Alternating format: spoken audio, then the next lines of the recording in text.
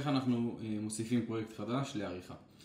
מה שאנחנו עושים, אנחנו לא לוחצים כאן על הכפתור הגדול, אלא יש לנו כאן אפשרות להוסיף באמצעות טופס, או יש לנו כאן למעלה, ממליץ לכם להשתמש בשלוש נקודות ולסמן בכוכב כדי שזה יהיה לכם תמיד צמוד לפרויקטים.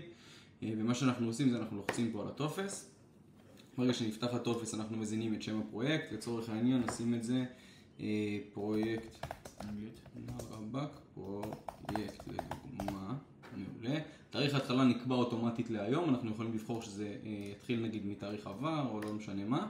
נבחר פה את אחד מהלקוחות הקיימים, לצורך העניין נבחר אותי. חומרי גלם אתם יכולים או להעלות לכאן קבצים או להעלות אחר כך קישור לדרייב ברגע שהפרויקט כבר יהיה באוויר.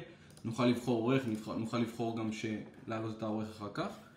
ונעלה פרויקט. ברגע שאנחנו נעלה פרויקט, שימו לב, הפרויקט הוא עלה בהצלחה, ואנחנו נחזור לפרויקטים, נראה שיש לנו כאן פרויקט לדוגמה, שמשוייך כבר ללקוח, מקבל את כל המאפיינים שרצינו, ברגע שיצרתי גם אוטומטית הוא שייך אותי לתוך אותו פרויקט, וזהו, ככה אנחנו מעלים פרויקט חדש. בהצלחה.